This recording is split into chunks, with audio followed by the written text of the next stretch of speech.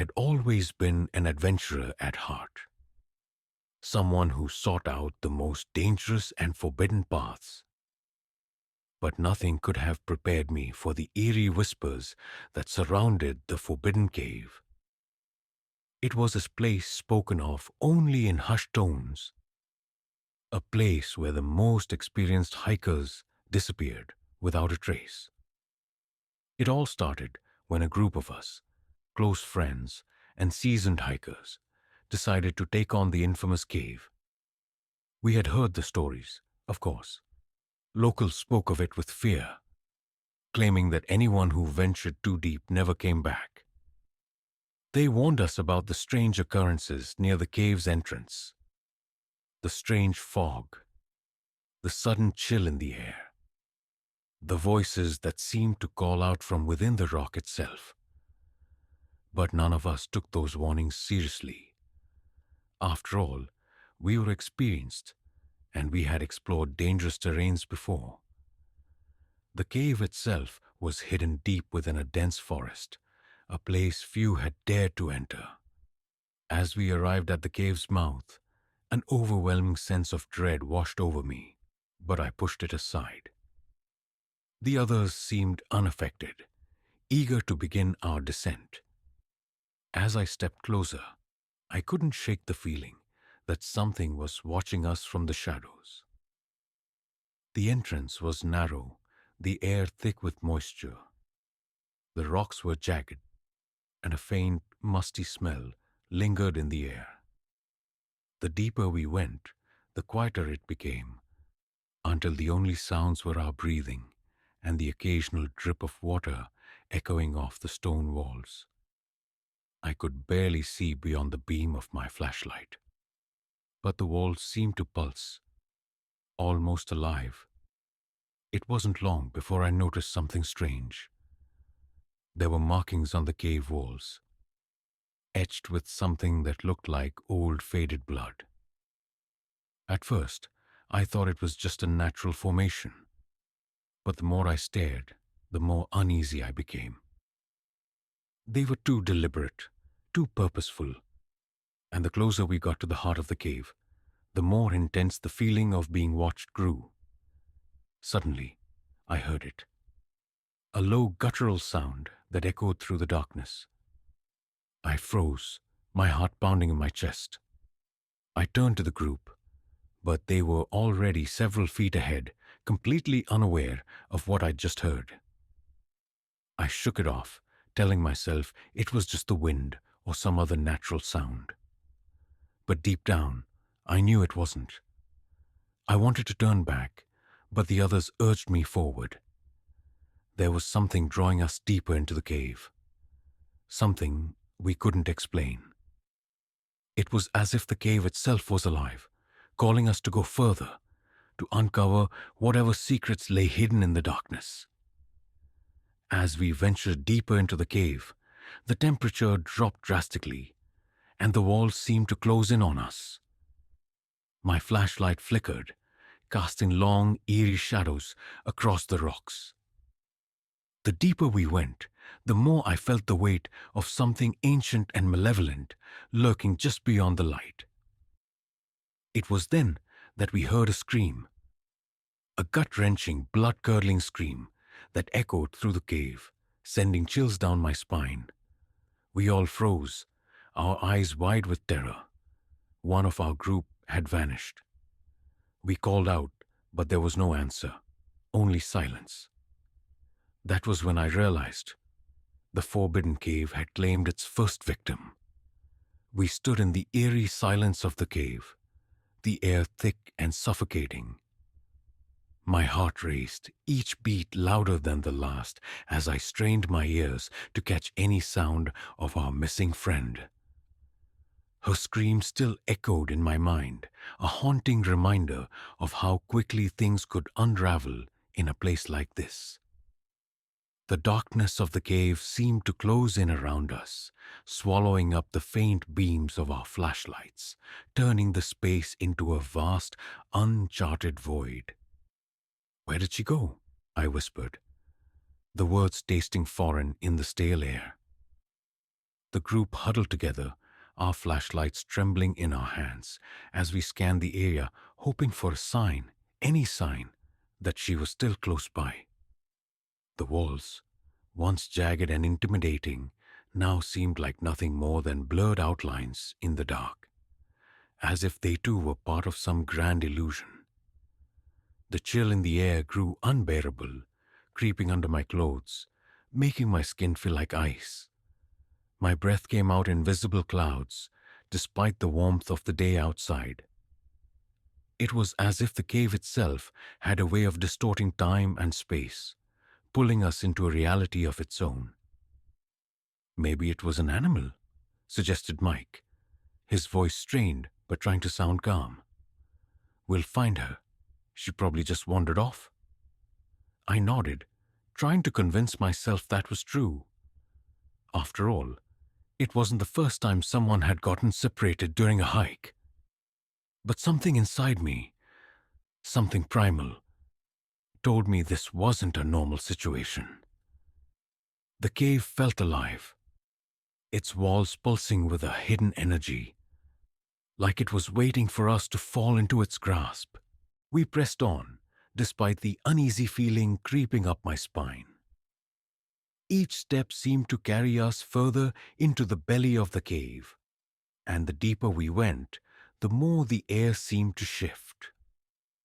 The temperature dropped so suddenly that it felt like stepping into another world, one far colder and darker than the one we knew. The cave had no mercy for the unprepared. No light penetrated the oppressive blackness that surrounded us, except for the dim glow of our flashlights that barely lit up the path ahead. I could hear the muffled sound of footsteps, but it wasn't just our own. It was as if the cave had its own footsteps echoing through the stone, growing louder as we moved forward. My thoughts raced, and I found myself clutching my flashlight like it was the only thing keeping me grounded in reality. We rounded a bend in the tunnel, the walls narrowing until we had to squeeze past jagged rocks that seemed to jut out like claws, waiting to tear at our skin. The sound of dripping water grew louder, and the air seemed thicker, harder to breathe. The atmosphere felt suffocating, and the silence was deafening. Suddenly, I caught sight of something that made my stomach turn. In the dim light, etched into the walls, were more markings. Grotesque symbols that seemed to pulse with an unnatural energy. They were painted in a dark red substance that looked like blood.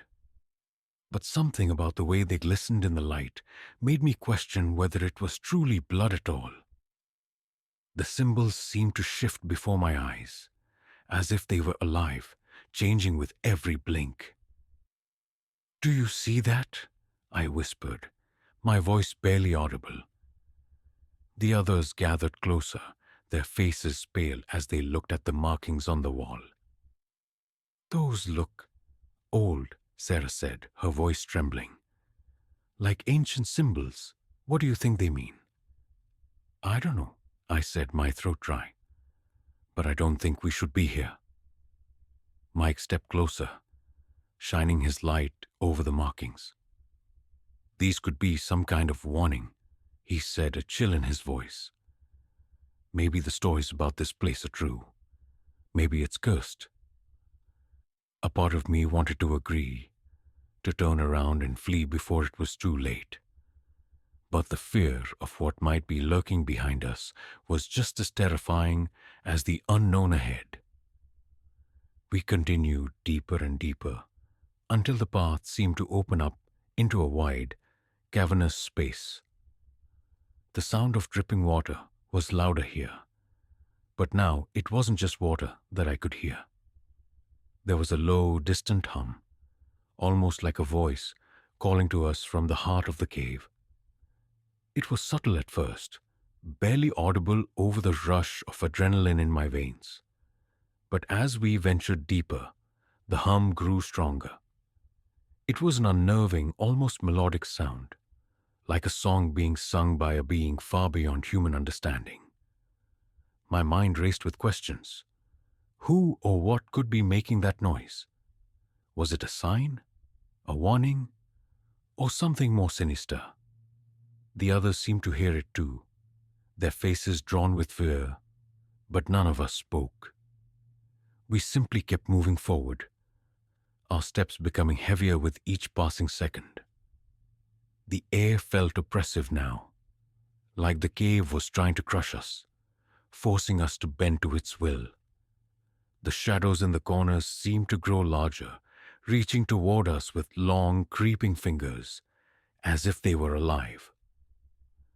We stumbled upon an alcove, a narrow opening in the stone that led into another chamber. There was a strange glow emanating from within, casting an unnatural light over the rocks. We cautiously entered, our eyes straining to adjust to the eerie illumination. It was then that I saw her, our missing friend. But something wasn't right. She was standing at the far end of the cavern, her back turned to us. She was perfectly still, almost as if she were waiting for us to approach. "Lily," I called out, my voice cracking with a mix of relief and fear. She didn't respond. "Lily," I called again, louder this time, stepping forward. My legs felt like lead as I moved closer to her. The humming sound grew louder, reverberating through the very walls of the cave, shaking my bones. The closer I got to her, the colder the air became, until it felt like I was walking through ice. When I was only a few feet away, I reached out to touch her shoulder. That's when I saw it. Her eyes. They were wide open, but they were empty, hollow, staring into nothingness. There was no recognition in her gaze, no warmth, just an emptiness so deep it sent a shiver down my spine. I recoiled, stepping back in horror, my heart hammering in my chest. "Lily, are you okay?" I asked, my voice barely above a whisper. Her head slowly turned, and when she spoke, her voice was no longer hers. It was deep, guttural, like the very earth itself was speaking. "You shouldn't have come here," she said, her voice echoing through the cavern. A warning that seemed to shake the very foundation of the cave itself. "This place is not for the living."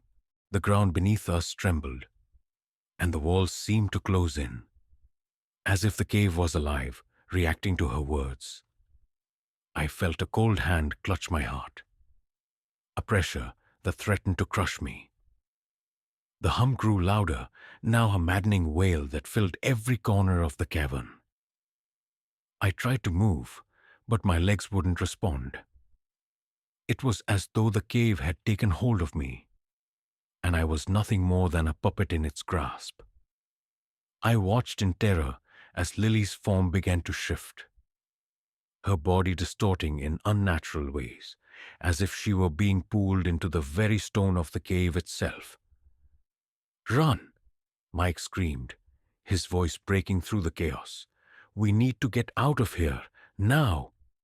But it was too late. The last thing I saw before the darkness swallowed me was the cave's entrance closing, sealing us inside.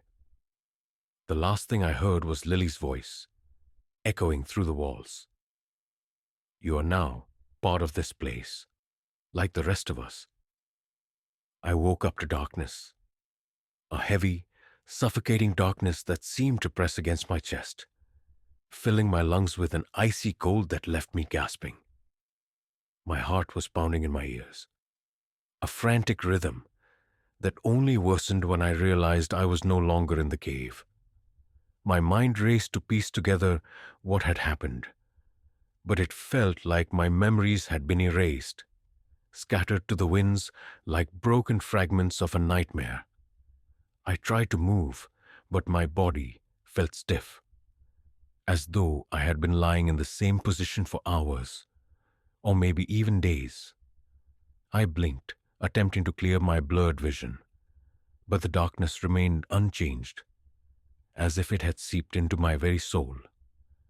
My breath was shallow, ragged, as I struggled to recall what had happened before I'd lost consciousness. The last thing I remembered was Lily's hollow, lifeless eyes staring at me from across the cavern. Her voice had echoed through the cave, a warning, a curse. Whatever it was, it had shattered the air like glass. I had been frozen in place, my legs like stone, unable to move, unable to breathe. And then, nothing. Silence, darkness. I gasped, forcing my limbs to move, pushing myself into a sitting position, my hands trembling as they brushed against the cold ground. The stone beneath me was rough and uneven, like the floor of the cave. But there was no echo of dripping water, no hum of the unseen force that had filled the air.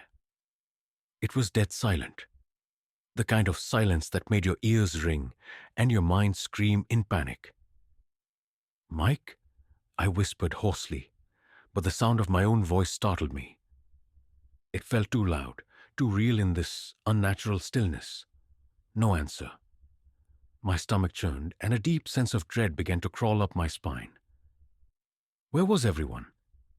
Where was Lily? I staggered to my feet, my vision still hazy, my legs unsteady beneath me. The only sound I could hear was the pounding of my own heartbeat as I took my first cautious step into the void. I felt like I was walking into a nightmare, a place where time no longer existed, where the boundaries between reality and terror were forever blurred.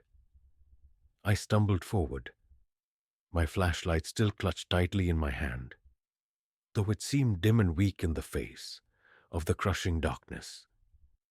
My pulse quickened, each step echoing in the silence, every movement like a tiny rebellion against the emptiness that surrounded me.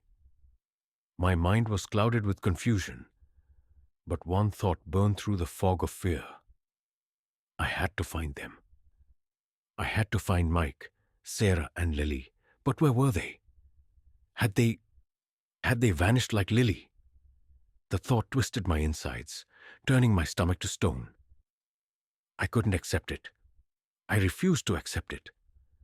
But the eerie silence, the feeling that something terrible, was waiting for me, gnawed at my resolve. I had no idea where I was, no idea how to escape this place, but the pull of something unseen urged me forward. The walls around me seemed to shift, the shadows in the corners warping and changing with every step I took. It was as though the cave itself was alive, watching me, toying with me. I tried to push the fear out of my mind, to focus on finding a way out, but it was impossible. I couldn't shake the feeling that I was being hunted, that something was lurking just beyond my reach, waiting for the right moment to strike. "Mike! Sarah!" I called again, my voice shaking with desperation. But no answer came. I pressed on, my flashlight flickering in the darkness, casting strange, elongated shadows that twisted and writhed as though they had a mind of their own. The walls around me seemed to close in, narrowing with each step I took. My breathing quickened, and my hands were slick with sweat as I wiped them against my pants, trying to steady myself. It was then that I heard it. The faintest sound, barely audible, but enough to stop me in my tracks. A low, distant whisper, like a breath just behind my ear. I froze, my blood running cold. I wasn't alone. I could feel it. Something was in the dark with me. I turned around, my flashlight trembling in my hand as I swept it through the darkness. The beam caught nothing but jagged rock and more shadows that seemed to flicker and shift. I swallowed hard, trying to calm the wild panic that clawed at my throat. But it was useless. I could feel it. The oppressive presence. something ancient, something hungry. It was watching me. Stop it, I whispered to myself, my voice barely a breath. You're just imagining things. It's all in your head. But deep down I knew it wasn't. The air had changed. It was thick with an almost tangible dread, and the silence was deafening in its intensity. The faint whispering returned, now louder, closer. It was as if the very stone walls were whispering to me, their voices indistinguishable from the darkness that surrounded me. My breath quickened again, and I stumbled forward, my flashlight scanning the walls in a desperate search for any sign of an exit, any sign of life. I thought I saw something. A figure, a shadow moving in the corner of my vision. I whirled around, but nothing was there. The only thing that greeted me was the relentless, suffocating silence. I staggered backward, my heart racing in my chest as the pressure in the cave seemed to grow heavier, more suffocating with every passing second. I could hear my pulse in my ears, pounding in time with the frantic beat of my heart, drowning out everything else. It was then that I noticed something strange. A faint glow, like a dim light flickering in the distance. It was weak, almost imperceptible, but it was there. I could see it. A small, eerie light beckoning me toward it. Without thinking, I moved toward it. The pull of that light stronger than any fear. My legs moved of their own accord, carrying me through the shifting shadows. My breath quick and shallow as I drew closer to the glow. The cave seemed to open up before me, the walls receding as though they were moving away, creating a large, empty space. The light grew brighter as I drew closer, and then I saw it. A figure standing in the center of the cavern. My breath caught in my throat. It was Lily, but something was wrong. She was standing motionless, her face turned away from me, her back to the light. "Lily," I called, my voice cracking, relief flooding through me at the sight of her. "Lily, you're okay. We've been looking for you." She didn't respond. She just stood there motionless. "Lily," I called again, louder this time, taking a step toward her. "What's going on? Where is everyone?" The figure didn't turn. She remained still, her body unnaturally rigid, as if frozen in place. I was only a few feet away now, but something told me I should stop. The air had changed again, thick and suffocating, pressing down on me like a weight. The space around me seemed to warp, twisting in ways that made my mind reel. I took another step, but my foot caught on something.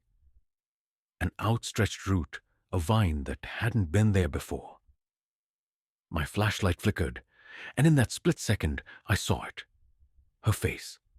Her eyes were wide open, but they were empty, hollow. Her mouth hung slightly ajar, as if frozen in mid-scream, but no sound came out. The skin on her face was pale, almost ashen, and there was something wrong about the way her body stood. It didn't look like Lily anymore. It looked like a shell. Empty, lifeless. I froze. And then I heard it again. That whisper, this time unmistakable. It wasn't from Lily. It came from all around me. "You shouldn't have come," it said. A voice so deep and unnatural, it felt like it was coming from the very walls of the cave. "You're all mine now." My pulse spiked, and I turned to run, but the darkness was closing in too fast. The walls seemed to shrink, the air thickening as I stumbled backward, desperately trying to find the way out. But there was no escape. The cave had claimed me, just like it had claimed Lily. And now, there was no turning back. I ran. My feet hit the ground with frantic force, my breath ragged, desperate. The sound of my pounding heart threatened to drown out everything else.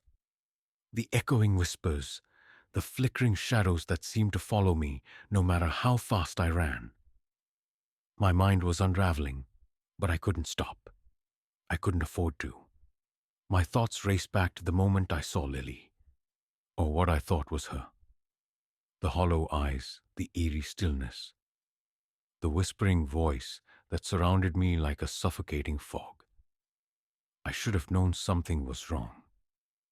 I should have turned away, but it was too late now. There was no turning back, and the worst part? I wasn't sure if Lily was ever even there. The cavern seemed endless. No matter which way I ran, the path twisted and looped back on itself. The walls seemed to close in, the ceiling lowering, as if the very rock was trying to crush me. The darkness was alive, suffocating, its grip tightening with every passing second.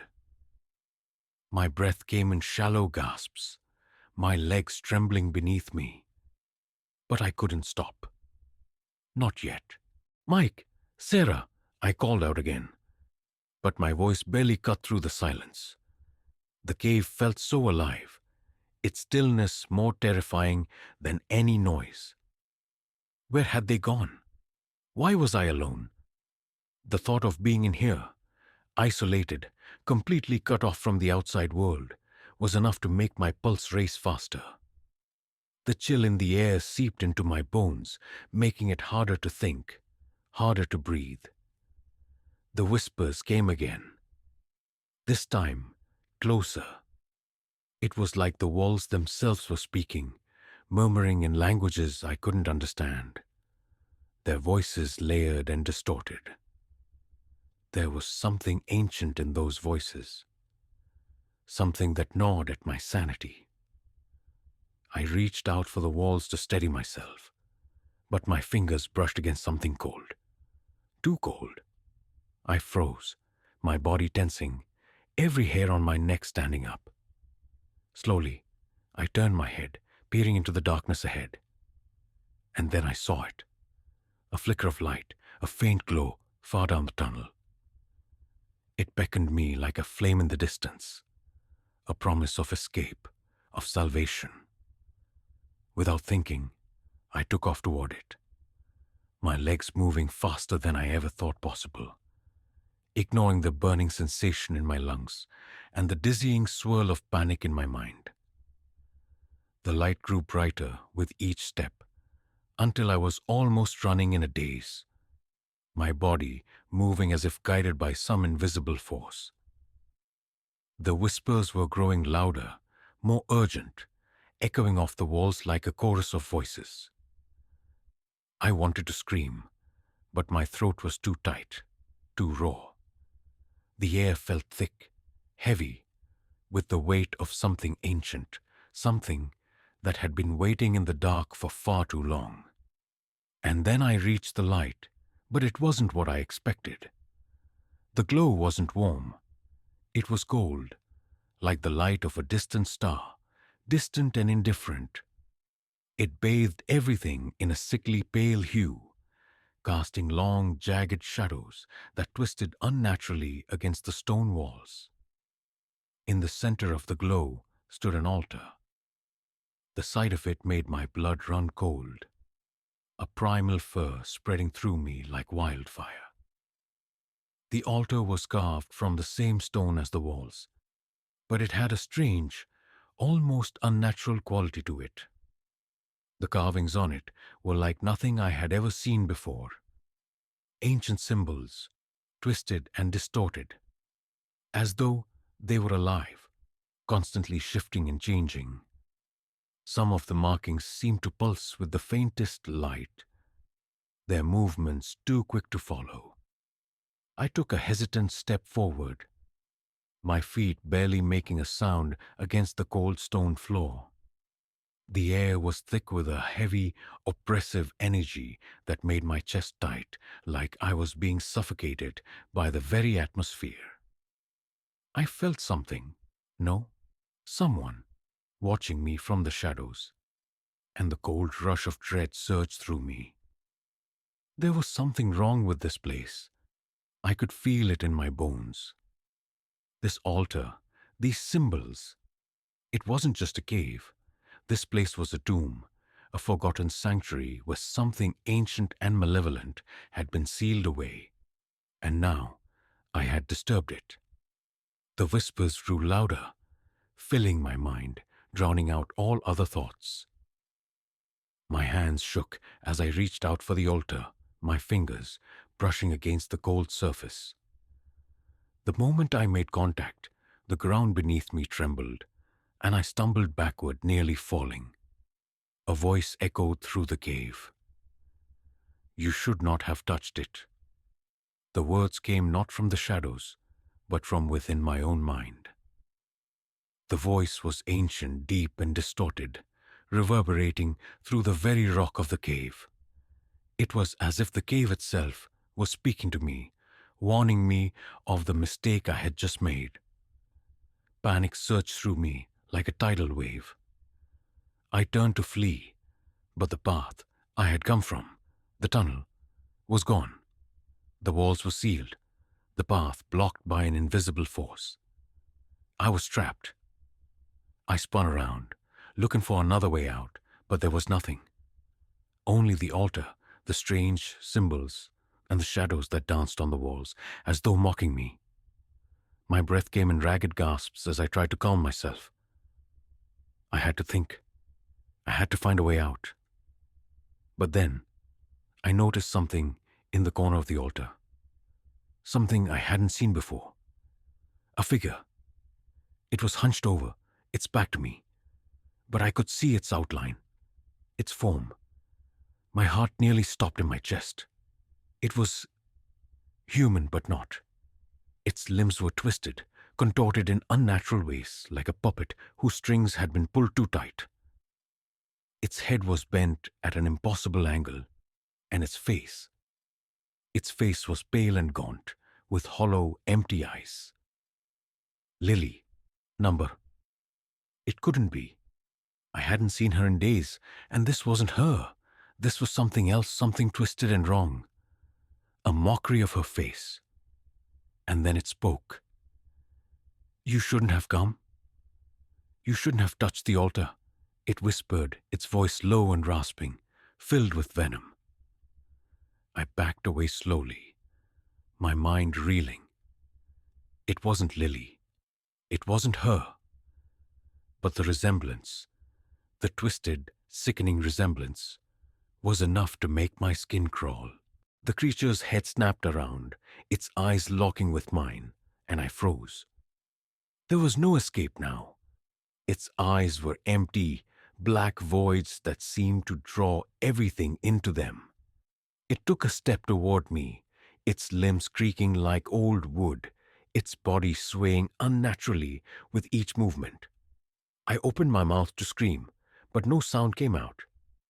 "You are all mine now," it crooned, its voice an echo of something far older, far darker. "And soon you will become one with this place, just like the others." I turned to run, but the ground beneath me shifted, the stone walls collapsing inward, trapping me in the same suffocating space. The air became thicker, heavier, pressing against me from all sides, as if the cave itself was closing in on me.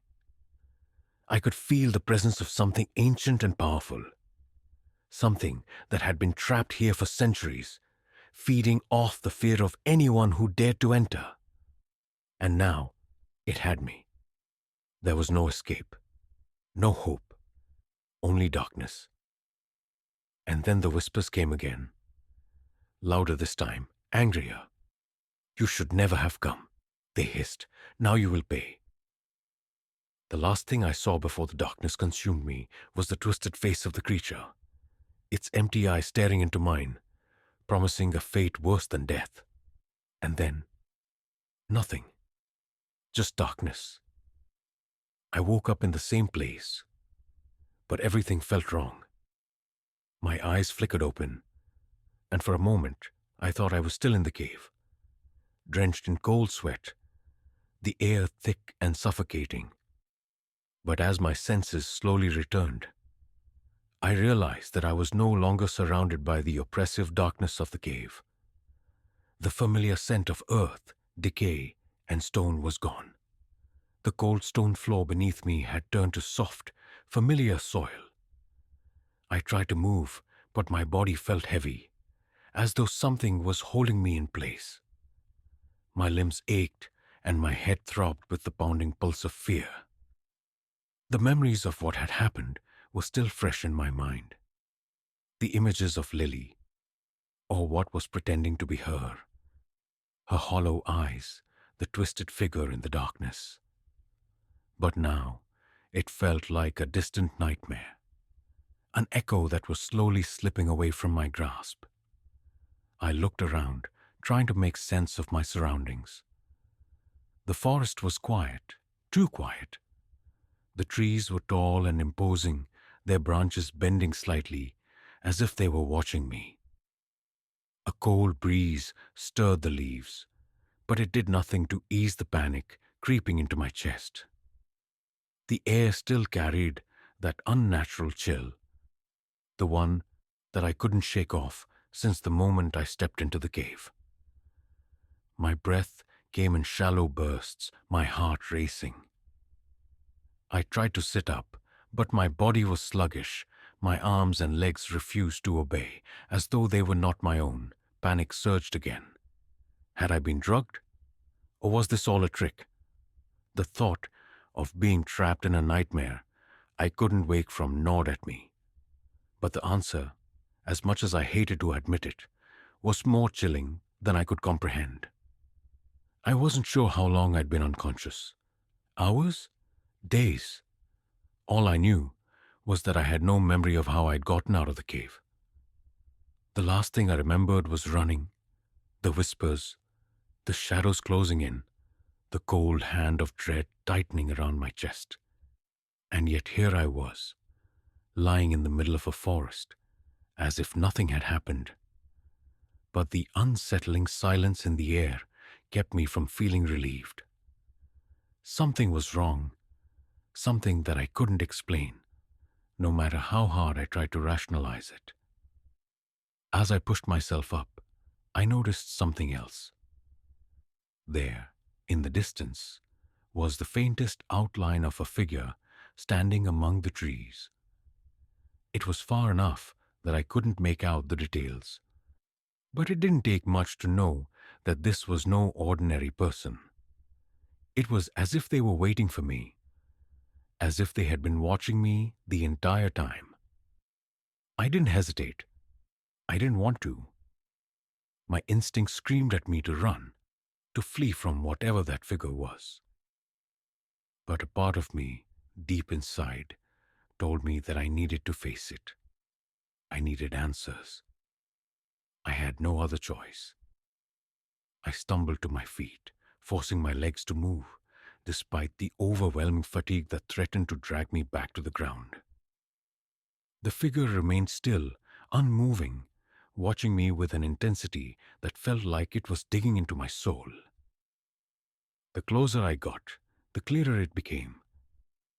The figure wasn't just standing, it was almost floating. It didn't make a sound, and its movements were unnervingly smooth, as though it was an entity that didn't belong to this world. A chill ran down my spine, and I tried to speak, but my throat was dry, cracked. Finally, the figure spoke, and the voice was so familiar that it made my heart stop. "Lily?" I whispered, barely able to believe the words that left my mouth. The figure didn't answer. It only tilted its head slightly, as if considering my question. The air around me grew colder, and the silence thickened, pressing against my chest, making it harder to breathe. My legs began to tremble, my whole body vibrating with the unsettling sensation of being in the presence of something otherworldly. "You shouldn't have come," the figure finally said, its voice low and ethereal, as if it was echoing from the depths of a forgotten cave. A sense of dread washed over me, and I instinctively took a step back. I don't understand," I stammered. trying to find my voice, trying to make sense of what was happening. Who are you? The figure took a step forward, and I froze. The air around us seemed to distort, the shadows bending unnaturally as the figure's presence filled the space. Its face was obscured by a dark hood, its features hidden in the depths of its cloak. I could feel its gaze, though, cold, unyielding, like the eyes of something that had seen centuries pass and cared for none of them. You've crossed into a place that is not meant for humans, it said, its words deliberate, weighed with ancient sorrow. The cave, the darkness, it holds the souls of those who dare disturb its peace. And now, you are one of them. The words hit me like a blow to the chest. No, I gasped, my voice trembling. No, I'm not. I'm not like them. I escaped. The figure gave a slow, almost imperceptible shake of its head. You may have escaped the cave, but the cave never releases anyone completely. You're already marked. The last thing I remembered before everything went black again was the figure's cold, hollow eyes, staring at me as if it already knew my fate. And then darkness. I woke up again, but this time the forest was gone. The eerie silence, the cold atmosphere, it all disappeared. I was back in the real world, my body still aching from the trauma of everything I had seen. But something had changed. The world outside felt wrong. It didn't look the same, as if the very fabric of reality had shifted just a little. The trees, the sky, the ground, it was all different. But what terrified me the most wasn't the world around me. It was the whisper that echoed in my mind. A voice that I couldn't escape no matter how hard I tried to block it out. You are marked. There is no escaping what you have disturbed. I looked around, unsure of where I was or how I got there. But I knew one thing for certain. I was never going to be free.